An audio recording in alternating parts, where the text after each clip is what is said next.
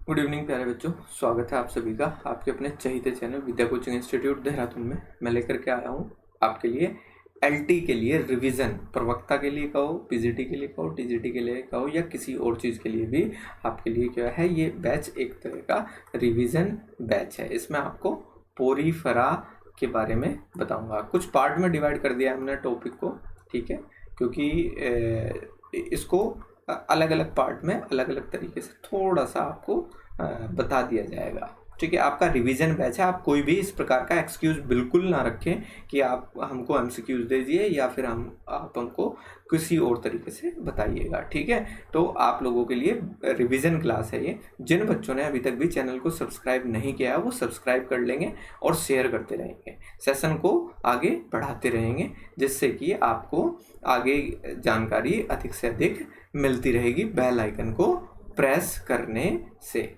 ठीक है, तो चलिएगा, क्या है हमारा आज का ये पोरीफेरा एक्चुअली में। ठीक है, पोरीफेरा का मतलब हो गया, एक तो सबसे पहली बात तो ये होते हैं निम्न कोटि के जीव होते हैं। ठीक है, निम्न कोटि के जीव हैं। दूसरी बात, बहुकोशिकीय है ये। ठीक है, क्या है ये,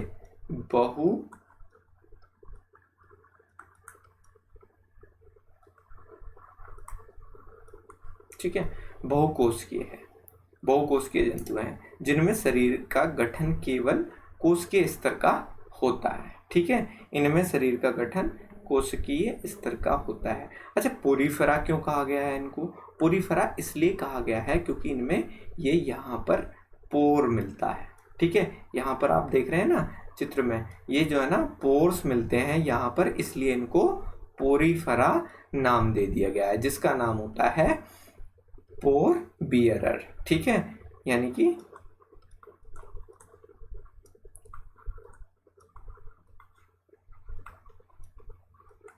ठीक है, पोर बियरर जो पोर को रखता है वही पोरीफेरा है। छिद्रधारी प्राणी भी इनको कह सकते हैं। इसमें यहाँ क्या होती है, ये ऑस्ट्रिया होती है। ठीक है, ऑस्ट्रिया होती है। ठीक है, और इसके तरीके के ना अलग अलग छिद्र हो सकते हैं। और सबसे पहली बार जो है ना अरस्तु ने, पहला जो है ना वैज्ञानिक था जिसने इन जीवों का अध्ययन किया था। अरस्तु ने पहली बार इनका अध्ययन किया और इन्हें क्या, स्पंज का नाम दिया था। ठीक है, क्योंकि ये दबते थे स्पंज। ठीक है, और 17वीं सदी के वैज्ञानिक ने इन पादपों के 17वीं सदी के वैज्ञानिकों ने इसे जो है ना पादपों के साथ भी रख लिया था। ठीक है, प्लांट्स के साथ भी इनको रख डाला। ठीक है, 1765 की बात है।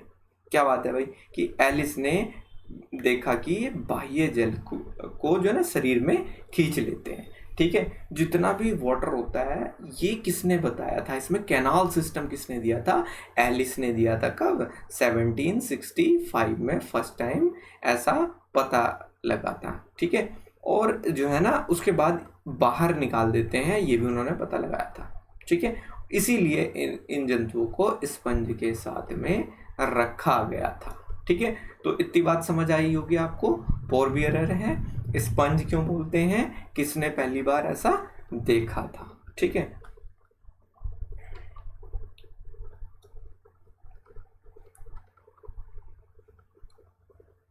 देखिएगा, अब आ जाते हैं इसमें क्या बताया गया है कि जो आपका ये जो रॉबर्ट ग्रांट हैं, उन्होंने 1825 में, रॉबर्ट ग्रांट ने 1825 में इनके जंतुए होने की पुष्टि कर दी थी। ठीक है, कि ये क्या है, जंतु है।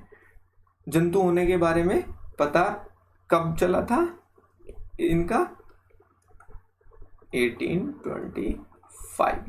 ठीक है, 1825 को। और लगभग जो है ना इनकी जो पुष्टि पोरीफेरा संघ के अंतर्गत कर दी गई। लगभग अब जो इनकी प्रजातियां हैं टोटल 10,000 के लगभग बताई जाती है या खोज हो चुकी है इतनी प्रजातियों की। ठीक है, तो आपको रॉबर्ट ग्रांट जो हैं उन्होंने क्या किया था? रॉबर्ट ग्रांट ने इन जंतुओं के होने की पुष्टि पोरीफेरा संघ के अंतर्गत कर दी थी। ठीक है, अब इनके जनरल कैरेक्टर्स क्या है। ठीक है, जनरल कैरेक्टर्स के बारे में बात की जाए तो जनरल कैरेक्टर्स क्या है, पौधे के समान स्थानबद्ध प्राणी है एक तो ये। ठीक है, पौधे के समान जो है ना स्थानबद्ध प्राणी है, तो इनको प्लांट कैटेगरी में रख दिया गया है।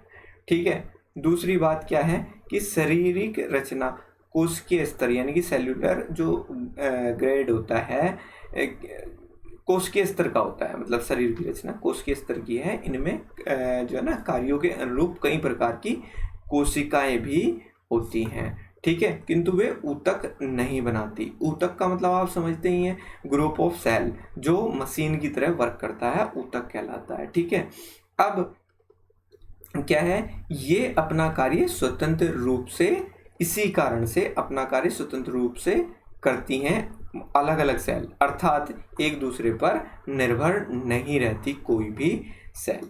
ठीक है, तो आपको दो चीजें, दो कैरेक्टर्स इसके पता चल गए हैं। ठीक है, यहाँ पर क्या है, एक तो प्लांट के जैसे हैं, दूसरा इनमें क्या होती है, एक अलग अलग सेल अपना अपना इंडिविजुअल वर्क करती है। ठीक है, अभी मैं आगे बताऊंगा जब इसकी स्ट्रक्चर आपको पढ़ाऊंगा। ठीक है,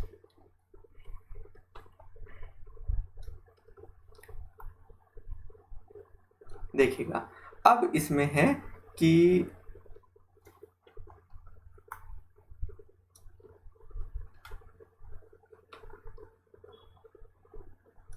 ठीक है, अब इसमें देखिएगा कि शरीर की सतह पर असंख्य सूक्ष्म छिद्र होते हैं, पहली बात तो।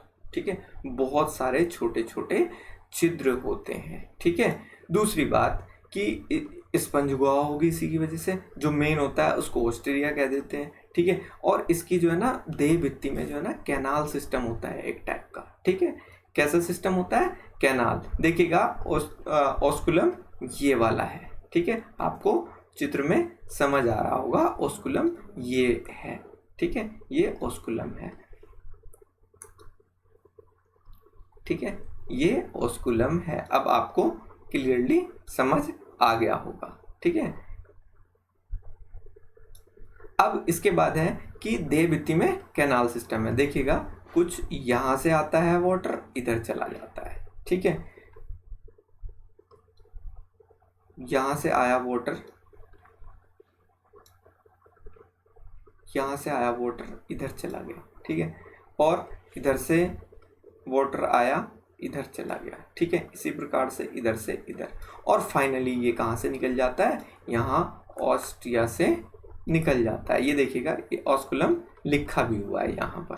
ठीक है, यहाँ से निकल जाता है, इसी की वजह से इसको स्पॉन्ज कैटेगरी में रखा गया है। ठीक है, कैनाल सिस्टम होती है जिसके द्वारा भाले स्पंज गुहा में खुलते हैं और स्पंज गुहा अपवाही रंध्र या ऑस्कुलम द्वारा बाहर खोल देती है। ठीक है, यहाँ से।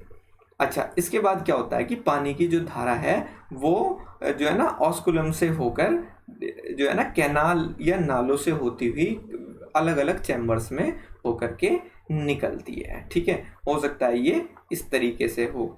ठीक है, यहाँ पर ये इस तरीके से हो। ठीक है, ये इस तरीके से हो, ये इस तरीके से हो। ठीक है, तो यहाँ ये क्या बनाते हैं, अलग अलग चैम्बर्स बनाते हैं। तो यहाँ से होती हुई ये निकल जाता है वाटर यहाँ बाहर। ठीक है, तो इतना समझ आ गया होगा आपको कि पानी की धारा अपने साथ पोषण के लिए खाद्य पदार्थों तथा श्वसन के लिए ऑक्सीजन शरीर में लाती है। ठीक है, ऑब्वियस सी बात है, पानी आएगा तो वो आपका क्या करेगा, न्यूट्रिशन देगा। ठीक है, आपका मिनरल्स देगा। ठीक है, उसकी ग्रोथ कराएगा प्लांट की। ठीक है, तो पानी का काम यही होता है इसमें। ठीक है ना, चलिएगा आगे देख लेते हैं कि जो थोड़ा सा आपको बड़ा करके मैं बता देता हूँ चित्र को। ठीक है, ये देखिएगा, ये इस तरीके का सिस्टम है, ये पूरा पूरा, ये आपको समझ ही आ गया होगा अभी। ठीक है ना, अब इसमें देखिएगा, संवेदी एवं तंत्रिका कोशिकाएं नहीं होती है। ठीक है, संवेदी और तंत्रिका कोशिकाएं नहीं होती हैं। प्रत्येक कोशिका अकेले ही स्वतंत्र रूप से उत्तेजनाओं को ग्रहण कर दूसरी कोशिकाओं में पहुंचा देती है। ठीक है, तो इसमें सेंसरी सेल्स नहीं मिलती हैं। ठीक है, दूसरी बात क्या होता है कि आपका जो शरीर के स्तरों के बीच, ठीक है, जो CaCO3 अथवा सिलिका की बनी जो कंटिकाएं या स्पंजन तंतु, ठीक है, स्पंजन फाइबर का अंतः कंकाल मिलता है। ठीक है, किसका? CaCO3 का जो कंकाल मिलेगा इनका वो किसका होता है? CaCO3 का होता है। किसका होता है? CaCO3।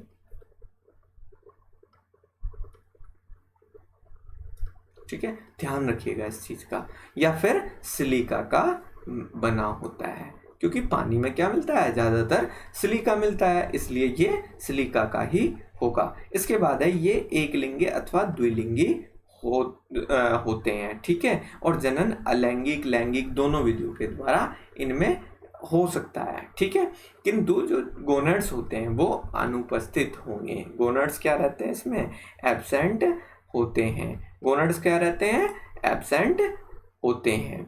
ठीक है, आपको समझ आ गया होगा कि जो है ना अलैंगिक जनन जो है ना मुकुलो यानी कि जो गैम्यूल्स होते हैं उनका कलिकोपादन यानी कि बडिंग द्वारा होता है। बडिंग के द्वारा मुकुलन, मुकुलन का मतलब हो गया आपका बाहर निकलना, ग्रो होना। ठीक है, वो किसके द्वारा होता है? Through budding. ठीक है ना, आपको स्क्रीन पर सही से नजर आ गया होगा अभी।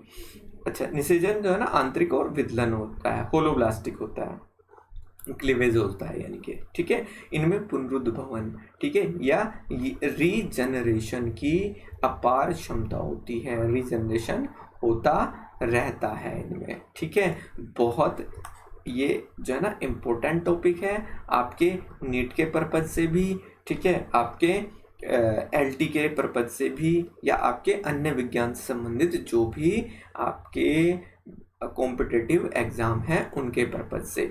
ठीक है, चलिएगा आगे थोड़ा सा और बढ़ते हैं इस टॉपिक को लेकर के कि निषेचन आंतरिक होता है, और जब निषेचन आंतरिक होगा यानी कि स्पर्म को जल में मुक्त कर दिया जाता है, क्योंकि वाटर में जो है ना ये मुक्त कर देते हैं और निषेचन जो है ना होता रहता है। इसके बाद क्लीवेज, अभी मैंने बताया कि क्लीवेज होता है। ठीक है, होलोब्लास्टिक है ये। ठीक है, क्लीवेज का मतलब हो गया, ये देखिएगा आप बोर्ड पे, ठीक है, इस तरीके से आप डिवाइड हो गया, देन इसके बाद ये इस तरीके से डिवाइड हो जाएगा। ठीक है, तो ये प्रोसेस इसमें होता है।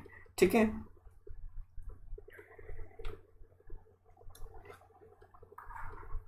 इसके बाद है आपकी ये स्ट्रक्चर आपको दिखाई दे रही होगी। ठीक है ना,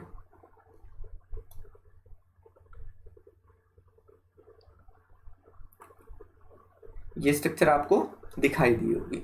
ठीक है, देखिएगा जो कीप कोशिकाएं होती हैं, ठीक है, कीप कोशिकाएं जो है ना सभी स्पंजों के शरीर में जो कीप कोशिकाएं जो है ना मिलती हैं, पहली बात तो।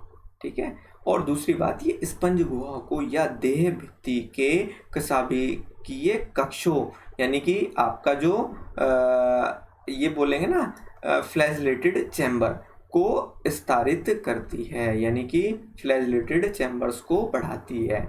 दूसरा, प्रत्येक कीप कोशिकाओं में जो ये कीप कोशिकाएं हैं इसमें ये क्या है? आपका फ्लैजिलम है। ठीक है, चलिएगा मैं अभी थोड़ा सा चित्र को इसे बड़ा करके आपको समझा दूंगा, पहले आप मेरी बात को सुन लीजिएगा। ठीक है, विस्तारित करती है किसको? जो है ना कशाभिक कक्षों को, देह भित्ति में के। ठीक है, और उसके बाद जो है ना कीप कोशिकाओं में एक कोलर होता है। ठीक है, ये आपका क्या है? कोलर होता है, और उसके आधार से एक लंबा कशाभिक निकला रहता है। ठीक है, फ्लैजिलम। इन जो है ना कोशिकाओं को कशाभिक की सममिति गति से शरीर के अंदर जल का बहाव बनाए रखने के लिए या जल की धारा ऑस्टिया से होकर स्पंज गुहा में पहुंचती है और ऑस्कुलम द्वारा शरीर से बाहर निकाल दी जाती है। देखिएगा जितने भी ऑस्टिया होते हैं इसकी बॉडी के अंदर, ठीक है, यहाँ यहाँ यहाँ यहाँ, ठीक है। तो यहाँ क्या होगी, ये सेल्स प्रेजेंट होती है, ठीक है, ये सेल्स यहाँ प्रेजेंट होती हैं।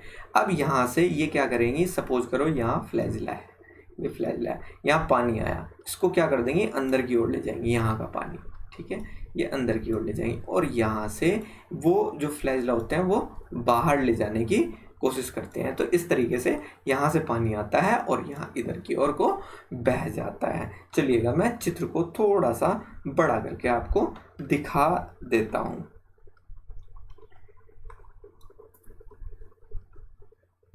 ठीक है, उम्मीद है आपको दिख गया होगा। ठीक है, आपको अब मैं बता देता हूँ कि ये आपका क्या है, फ्लैजिला है। ठीक है, मैं आधा इंग्लिश आधा हिंदी कर देता हूँ, कभी कभी इंग्लिश में ही लिख देता हूँ।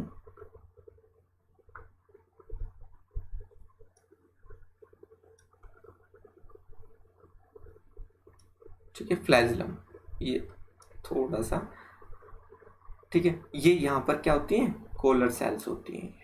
ठीक है, ये क्या है, इस तरीके की कोलर सेल है। ठीक है, ये आपकी कोलर सेल है। ठीक है, आपको दिखाई दिया होगा, ये बेसल ग्रेन्यूल्स हो गए, ये साइटोप्लाज्म हो गया, ये न्यूक्लियस हो गया, ये फूड वैक्यूल हो गया। ठीक है, तो इनको कोइनोसाइट्स या कीप सेल्स भी कहते हैं। ठीक है,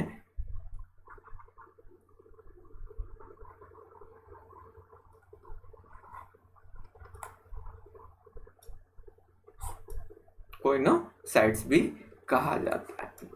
ठीक है, तो आपको समझ आया होगा।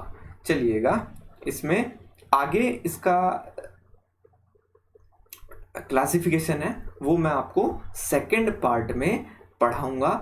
आप जो है सभी लोग जो एलटी की तैयारी कर रहे हैं हाल फिलहाल में, वो मेरे चैनल को सब्सक्राइब अवश्य कर लीजिए। आपको फ्री ऑफ कॉस्ट मैं रिवीजन कराने की कोशिश कर रहा हूँ। जितने भी टॉपिक्स हो सकते हैं मुझसे मैं करा पाऊँगा, जितने उतने आप कर लीजिएगा, क्योंकि मैंने कोई बैच नहीं चलाया था अभी हाल फिलहाल में। इसका पहले था, वो कंप्लीट हो गया था बैच।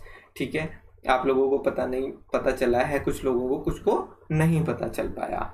ठीक है, तो आप लोग सभी बच्चों से अनुरोध है, जो भी एलटी, पीजीटी, टीजीटी या किसी अन्य विज्ञान वर्ग से संबंधित एग्ज़ाम या कंपटीशन दे रहा है, वो इस चैनल को अवश्य सब्सक्राइब कर लीजिएगा। धन्यवाद।